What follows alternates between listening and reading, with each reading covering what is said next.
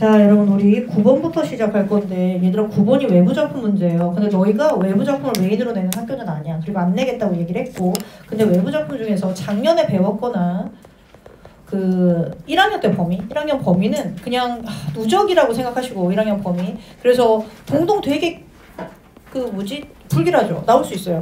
동동 해야 되는데 먼저 1학년 범위를 안 낸 적이 있어.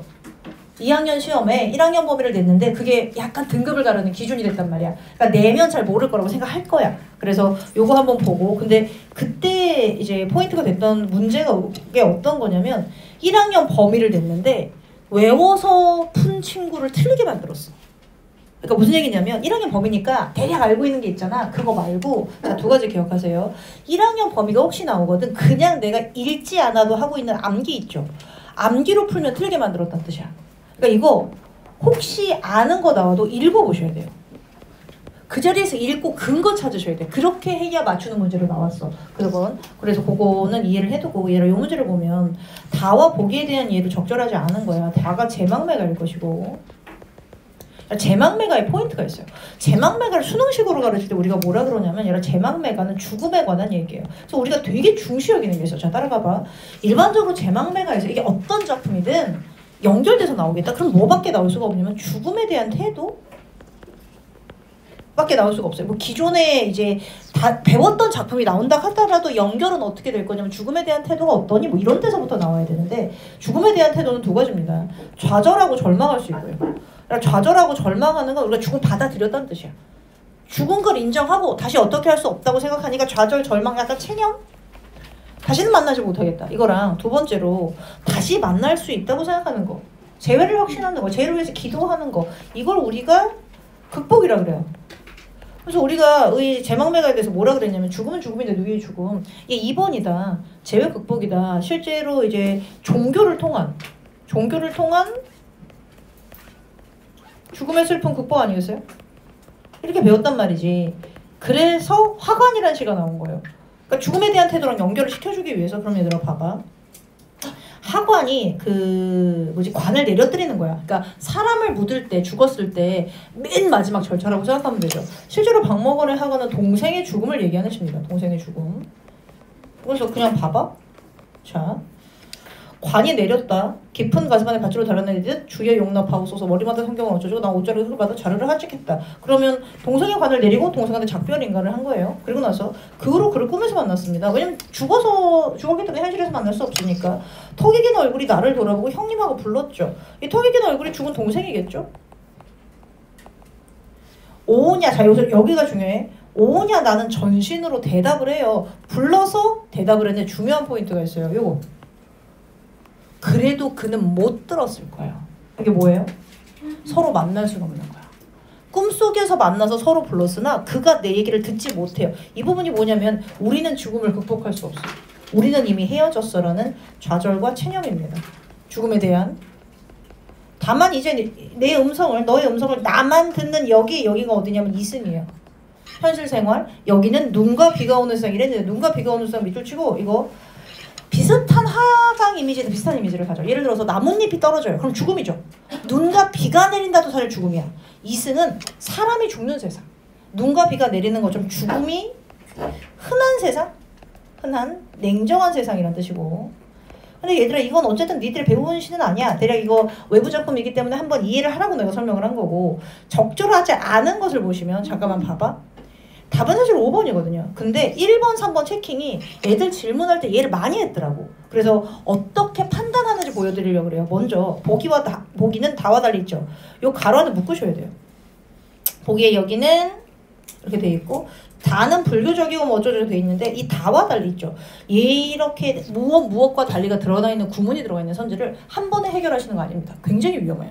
왜냐면 헷갈리기 때문에. 그래서 우리가 쌤은 어떻게 하냐면 다와 달리 이렇게 돼 있으면 가로를 쳐놓고요. 먼저 뭐만 보냐면 이것만 봐요. 보기는 시적 대상의 외양을 구체적으로 묘사하고 있다. 이게 왜? 자, 먼저 봅시다.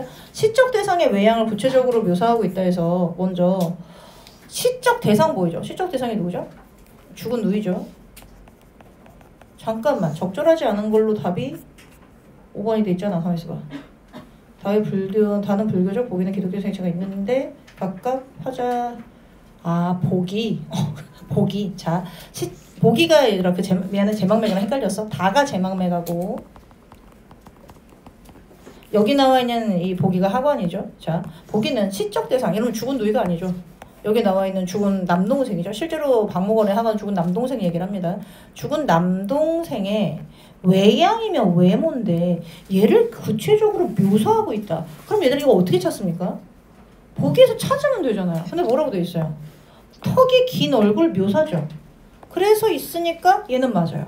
하지만 제망매가에는 누이의 외모를 묘사한 부분이 없습니다. 너무나 맞는 말이기 때문에 얘는 틀리지 않죠? 맞는 선제예요. 자, 3번 가봅시다. 보기의 여기는 끊어지는 거 잘 봐. 이승을 의미하는 것으로 시적 대상과 사별한 화자가 머무는 공간을 가리키는 이랬는데 자 봐. 보기의 여기가 이승이야. 너의 음성을 나만 듣는다. 그러니까 내가 살아있는 곳이니까 이승이지. 근데 이게 이 선지 자체가 틀렸고 뭐 어렵다 이게 아니고 이 여기 있죠. 똑같은 구절이 어디도 있어요? 제망매가도 있어요. 여기였죠. 여기 생사길은 여기 있음에 머뭇거리고 나는 간다는 말도 못 따르고 갑니다. 이랬잖아, 그지? 여기 이거 여기를 일반적으로 저승이라고 안 하고요. 물론 좀 엄밀한 의미로 얘기하면 생사가 갈리는 갈림길이지만 이제 이승이라고 봅니다. 삼가 중에 갈리는 길은 아직 이승에 있어서 그러니까 내가 아직 이승에 가깝게 있어서라는 의미가 되거든. 그래서 여기의 의미가 나름 중요한 포인트예요. 왜냐면 이승과 저승을 나누는 데 있어서 우리가 그때도 그랬어요. 삶과 죽음이 이렇게 갈라지는데 얘가 정말 요쯤에 있다고. 그래서 아직 삶과 죽음이 갈리는 길에 내가 이승 가까이 있어서 그래서 머뭇거리는 거다. 죽은 지 얼마 안 돼서 우리가 이렇게 해석했단 말이야. 그래서 이때의 여기도 이승이라고 해석해요. 그럼 두 작품의 공통점이 돼버리거든. 그거까지 생각하시고. 하지만 얘는 5번이 너무 봐봐. 다는 불교적이다. 이거 괜찮죠? 왜냐면 제망매가도 불교적입니다. 근데 보기는 기독교적 색채. 자, 밑줄 쳐봐. 기독교적 색채를 외우시는 게 아니죠. 찾는 거예요. 기독교적 색채 어디 있어요?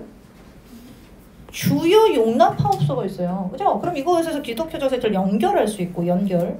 자, 이렇게 하면 얘를 연결을 가능하죠. 이렇게 나타나 있는데 자, 그 다음에 중요한 게 이거지. 물결교제가 각각의 화자는 자신의 처한 상황을 종교적으로 극복하는 태도를 공통적으로 드러내고 안 되죠. 왜? 다는 종교적으로 극복한 거 맞아요. 미타철에서 만날 수 있다고 생각했으니까 다른 재회가 가능하다라고 생각을 한 것이고. 근데 아까 그랬죠. 보기는 극복할 수 없다고 생각한 거야. 그게 어딨어요? 그는 못 들었으니까요. 네 목소리는 나만 들으니까요. 내 목소리가 너한테 전해지지 않으니까요. 이승에서 저승으로 가는 길의 루트를 찾을 수가 없어. 그래서 자 단절됐다고 본단 말이죠. 요 말을 이해해서 자 공통적으로 드러내고 있다가 틀리죠. 보기는 드러내고 있지 않으니까. 그 얘기는 자 이렇게 문제 보고 나서 보자. 외부 작품이 나올 거니까 외부 작품을 열심히 합시다 라고 제가 얘기하는 게 아니고요. 여기서 포인트가 되는 게 어떤 거냐면 이 제망매가에서 가장 중요한 게 뭔지를 생각하라는 거예요. 제망매가에서 가장 중요한 게 뭡니까? 주제가 죽음에 대한 태도예요. 그러니까 봐봐. 어떤 시가 있어? 되게 여러 가지 과정으로 이어져 있을 거예요. 한 단어의 뜻이라든지 표현법이라든지 그것보다 훨씬 더 굵고 중요한 게 있어요. 주제가 뭐야? 그럼 외부 작품으로 엮여줄 때 표현법이 엮을 수도 있죠. 근데 지금 보면 문제의 의도가 되게 선명하죠. 이 문제는 죽음에 대한 태도로 구분할 수 있니 니들? 좌절했는지 체념해서 떨어져서 다시 만날 수 없다고 생각하는지 우리가 재회 가능하다고 생각하는데 구분할 수 있어. 요거 물어본 거란 말이지. 그런 의미에서 주제가 선명하면 사실 답을 고르는데 큰 문제가 없는 단 요 부분을 명확히 이해 못했을 가능성이 있죠. 그래서 얘들아 9번은 답이 5번이 되고 뒤로 넘겨봐. 12번도 되게 비슷한 어떤 12번에서 나온 말이 있어요. 뭐냐면 요 보면 얘는 2번이 답인데 2번하고 5번 중에서 5번을 답으로 한 애들이 좀 있어. 그리고 이게 그 지금은 보기가 들어갔을 거야. 앞에 반에서 보기가 실수로 빠진 거예요. 그래가지고 내가 애들한테 뭐라고 풀려고 시켰냐면 그럼 나만 보고 골라봐 이랬단 말이야. 내가 그 보기 없이 나만 보고 고르라고 이렇게 냈어. 왜냐면 시험지에 오류가 있어갖고 여기 보기 있죠. 보기가 너희들한테 들어가 있을 거야. 근데 여기는 들어있지 않았거든. 그래서 얘네가 나만 보고 골랐는데 5번을 고른 친구가 꽤 많더라고. 근데 잠깐만 보자. 나를 가지고 얘들아 고를 때 2번이에요 5번이에요? 나만 있으면요? 왜 2번이죠? 잘 보자. 봐. 5번이 틀리다는 얘기가 아니에요. 예를 들어서 이 5번 보면 감탄사를 통해 감정의 적절한 분출을 나타내는 적입니다. 감탄사 있죠? 아 이걸 가지고 뭐 감정의 적절한 분출이 아니다 이렇게 얘기할 수는 없어요. 왜냐면 여기가 맨 마지막에 정리를 하는 구절이고 시상을 압축하는 구절이기 때문에 이렇게 얘기하는 것도 가능하죠. 근데 내가 얘기하는 건 어떤 거냐면 자 5번도 맞고요. 여러분 2번 가볼래요? 죽음을 끝이 아닌 새 삶의 시작으로 받아 물론 여러분이 느끼기에 워딩이 좀 이상해. 새 삶의 시작이라니 뭐 이런 생각 할 수 있어. 근데 여기서 포인트가 뭐예요? 죽음을 극복했다는 거예요. 죽음을 끝이 아닌 새 삶의 시작이라는 게 무엇을 새 삶하고 연결할 수 있어요? 미타찰에서 만날라. 이렇게 연결할 수 있어요. 연결이 가능하다 이거야. 그래서 2번도 맞는단 말이죠. 그럼 여기서 문제가 되는 게 있어. 2번하고 5번이 모두 다 맞는데 만약에 내가 2번이 아니다라고 생각했으면 요 말 있죠. 새 삶의 시작. 이런 말이 느낌상 별로 뉘앙스가 좋지 않아. 요거까진 좀 오바야. 뭐 이렇게 생각하는 경우 있잖아. 자 여기 보자에. 뉘앙스 있죠. 뉘앙스 따져서 문제 푸시는 거 아니야. 예를 들어서 선지에서 뭐 이런 거 있잖아요. 이건 좌절이다. 이랬어. 근데 좌절인가? 좌절까지 얘기하기는 좀 그렇지 않나? 뭐 이런 생각할 때가 있어. 그죠? 이거 뉘앙스 싸움이야. 예를 들어서 이거 좀 오바 아니야? 아니 뭐 좌절이라고까지 얘기해. 슬픔이면 모르겠지만 뭐 이렇게 생각하는 거 있지. 그거는 답의 근거가 되지 않아요. 우리한테 중요한 건 좌절이란 말을 뽑아낼 수 있는 근거 문장이 있는 거야. 이것도 똑같아요. 새 삶과 연결할 수 있는 근거가 있나? 미타찰이라는 천국에서 다시 만나자며. 그걸 새 삶이라고 연결. 야, 미타찰은요 지옥이 아닙니다. 걔는 천국이에요. 불교에서 얘기하는. 그래서 얘랑 연결할 수 있다는 거죠. 연결 근거를 보고 얘가 2번이야. 그리고 요거는 알려주고 싶었어요. 자 이럴 수 있잖아요. 가장 적절한 거 찾으라고 하는데 2개가 나왔어. 둘 다 맞아. 그럼 그 중에서 뭘 선택할까요? 가장 적절하면? 잊어버리면 안 된다 이거니. 주제에 가까운 거 선택하시는 거예요. 이게 모든 가까운 것을 찾는 문제에 굉장히 중요한 기준점이에요. 주제 선택하시는 거예요. 그럼 2번, 5번 중에서 뭐가 역시 주제에 맞아요? 당연히 2번이 주제에 맞아요. 그래서 답이 2번 되는 거예요. 여러분 이게 만약에 2개가 남잖아. 질문을 이렇게 던지셔야 돼. 가장 적절한 건데 2개가 둘 다 괜찮아. 그러면 뭐가 주제에 더 가깝지? 라고 물어보시고 적절하지 않아. 근데 2개가 남아서 그럼 뭐라고 물어보셔야 돼요? 뭐가 더 선명하게 틀렸지? 뭐가 더 확실하지? 라고 물어보는 거야. 오케이? 그래서 그거 생각하시고 마지막으로 13번 13번 보시면 가라에 대한 설명으로 적절하지 않은 건데 이렇게 나올 거예요. 가나 다라. 그리고 이거는 기출이기 때문에 우리가 먼저 아니 이거 왜 틀렸지? 가보면 가는 혈육 간의 이별 뭐예요? 그 누이와의 이별 아닙니까? 누이와의 이별을 자연의 섭리 어디요? 여기 있잖아. 이른 바람, 떨어질 잎, 한 가지. 바람이 자연의 섭리죠. 자연에 떨어지는 거니까. 근데 요게 혹시 이게 왜 질문이지? 너무 맞는데? 자연의 섭리라는 말을 혹시라도 선생님 저는 자연의 섭리라는 말을 막 이렇게 막 어디서 많이 본 적이 없는데요? 이렇게 생각하는 친구가 가끔 있을 수 있을 것 같아요. 근데 자 우리 문제 풀 때 내 눈에 익숙한 말과 익숙하지 않은 말을 구분하시는 게 아니에요. 국어 문제 그렇게 푸시는 거 아니에요. 자연의 섭리를 보고 생각하셔야 돼요. 뭐가 자연의 섭리지? 자연의 이치네. 뭐가 자연의 이치인데? 바람 불면 나뭇잎 떨어지는 거? 그거 자연의 이치죠. 그러니까 자연의 섭리라는 말을 제가 자습서에서 본 적이 없습니다. 문제를 풀다가 굳이 확인해본 적 이거 별로 의미가 없어. 왜냐면 그럴 거면 문제를 다르게 냈어야지. 다음 중에서 읽어본 말과 읽어보지 않은 말을 구분하세요. 뭐 이렇게 냈어야죠. 그래서 이렇게 문제 푸시는 거 아니에요? 너무 맞는 소리고. 가는 상황의 제시와 마무리를 비유로 표현한. 봐봐. 상황의 제시 어디 있습니까? 지금 혹시 문장 끊었던 거 혹시 기억나니까 문장 좀 끊어볼게요. 첫 번째 문장, 두 번째